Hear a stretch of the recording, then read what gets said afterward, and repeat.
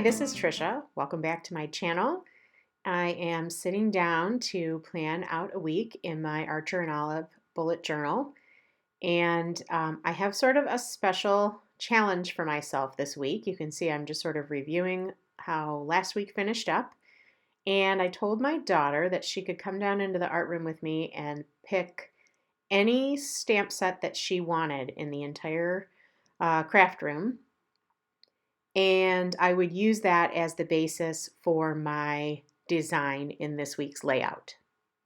So she had fun trying to challenge me, and this is the set that she chose. This is an older stamp set from Stampin' Up. It's called By the Tide.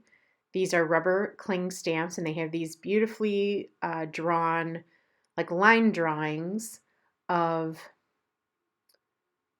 beautiful elements from the sea, and certainly not something that I would think of as a planner stamp set necessarily, but I do love to decorate and push myself out of my comfort zone a little bit, so I'm going to figure out a way to incorporate these. So I sort of played around with this a little bit off screen and practiced, and I think I have an idea. I'm going to use some of this really cool coral along the bottom. And I'm going to try something I've never done before, which is to heat emboss inside this journal. I think it should be okay, but I am going to try it out. So I've got my stamp mounted on a block, and I am stamping it along the bottom with Versamark ink. And I have this really cool apricot colored embossing powder from Zing in my stash. So I am just applying that powder all over. And then I'm going to get my tool going here, and I really want to get it good and hot because I don't want to have this too long on the paper. I'm just not sure if it'll warp or what's going to happen, but I'm kind of gently taking the heat tool to and from the paper, and it worked out just great. I have melted all the powder. It looks really beautiful and shiny, and so I'm going to continue my process and stamp some more of those along the bottom. So I just stamped one kind of coming in off the side from an angle. I want to give the impression that this sea life scene continues along beyond the edges of my page here. So here I have completed all of my stamping and embossing along the bottom, and I'm masking off I don't know how many boxes, but I created rectangles on either side that are going to be my planning area. And I'm going to mask all of that off. But then I remembered I want to stamp some fish in here before I do that, and that will overlap my planning area a little bit.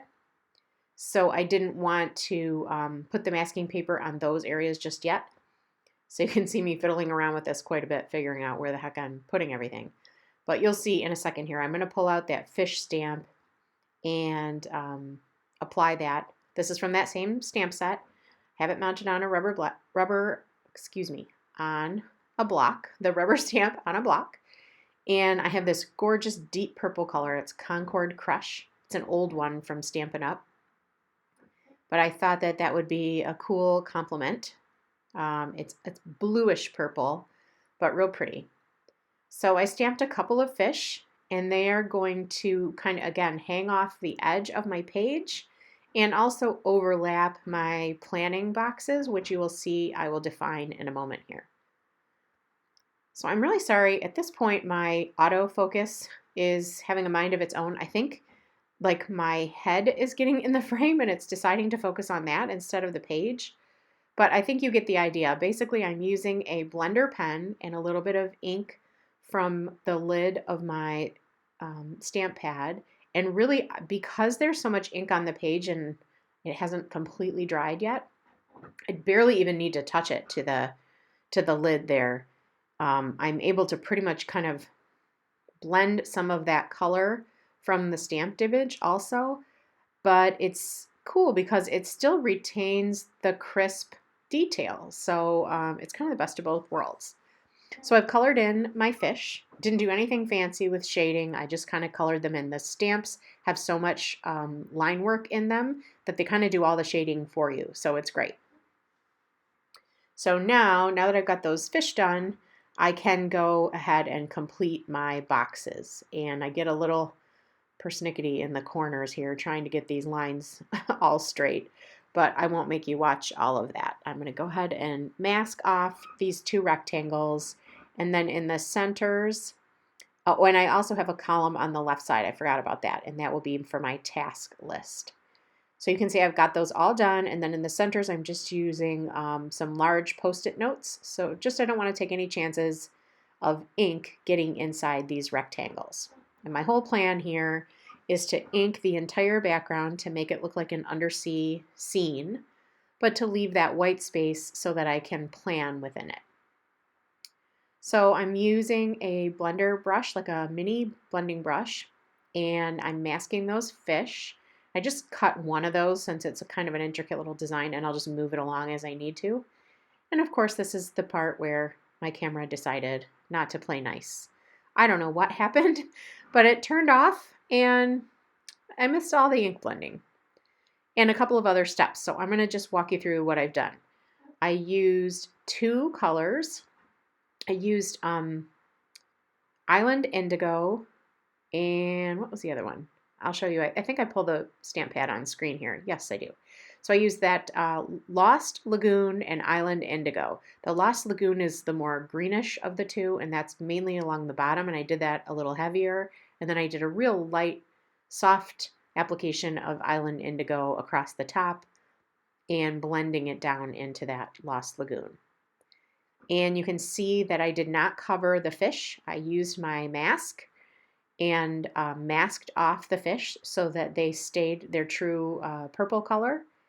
And then I used a cloth and buffed off any ink that was sitting on top of that embossed area, because since we embossed those coral at the bottom, they resisted the ink and they stayed very nice and bright and that, bright, vibrant orange color. So I just pointed out that text stamp. This is a subtle touch, but I did add some of that text in the background, and I did multi-generational stamping. So some of it's a little darker, some of it's a little lighter, and I just kind of put that all over the place just to add a little more, variation in the background so it wasn't flat. And then finally, that circular stamp that has the anchor in it, I used that in a few places around the page as well. And I let that kind of hang over into that white space to break up those rectangles a little and give a little movement, more movement to the page, which I think the fish also do. So I strategically placed that one coral. You can see how bright and shiny that is. Over on the left there, because that long column doesn't get all the way used, so I didn't mind eating up some of that space on the left-hand side, but the other coral barely overlaps, and that way I give myself lots of planning real estate in those other rectangles. And you'll see in a minute when I start laying this out how my week is going to be set up. So again, I apologize for the camera malfunction, but I think you guys get the idea of where I was headed and how I got here. So I'm pulling out these broad liners. These, I basically bought this whole set just because it had these two gray colors in it. They're my two favorites. I like that this is not an ultra fine tip. It has like a little bit of a broader, fatter line to it. But sometimes I don't like my lines to be so bold, like with a dark black pen. And these grays offer a really great alternative. So I am going to use the darker gray today, but again, it's not pitch black. It just makes a big difference, I'm telling you. And I'm just going to outline my boxes and then divide them into columns. So I'm going to have 3 columns in that larger left box. Here I'm showing you the tip. I mean, I know it looks like a fine tip there, but it's actually like a pretty good bullet tip. And I do find that these pens, if you have them, work really well if you keep the pen pretty much straight up and down to the page. Not on an angle, and you get the broadest line that way as well. So I'm dividing these into columns, and I've got 4 columns on the right side, 3 columns on the left, plus that extra box on the left that will be for my master tasks. So this will give me a column for each day of the week. And I'm pretty much always a vertical planner. Once in a blue moon, I stray from that, but this is the layout that tends to make me happy. So that's what I ended up, that was my vision when I was starting all that masking earlier. So I'm just going through, I had sketched a rough idea of what I wanted, and you can always just go back after the fact with an eraser if you have any stray marks showing. Now I have the lighter of those two grays. Because I've got this really cool scene, I want to keep the rest of this pretty subtle and clean. Even my planning, like I'm not going to do like stamping for my events or anything. I'm just going to keep this pretty clean. So I use that light gray to just simply write in the days of the week and the header for my to-dos. And this is where, this is funny, this is where I noticed the only downside to my heat embossing was that I used a friction pen on that previous page, and the heat from the heat tool made the ink disappear. Not to worry, I just went right back in with my pen and rewrote it, so it was no big deal.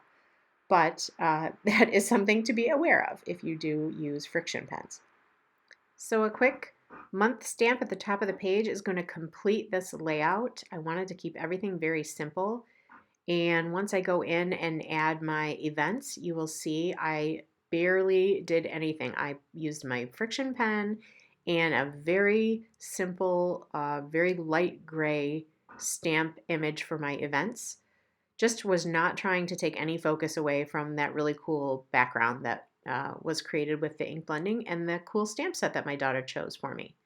I love how vibrant this embossed detail is on the coral. And I really love the color combo with the teal and the purple and that really bright apricot. So I'm enjoying working with this so far this week. I have pulled out a really pale purple highlighter that I am using to make checkboxes for my tasks. And that's adding just the final little touch of color, but everything else is just as you see here. So I hope this was inspiring to you. Sometimes it's fun to choose a planner, a stamp set that is not meant for planners, and also to challenge yourself to use your supplies in different ways. Hope this was inspiring and that you had fun watching, and I will see you next time.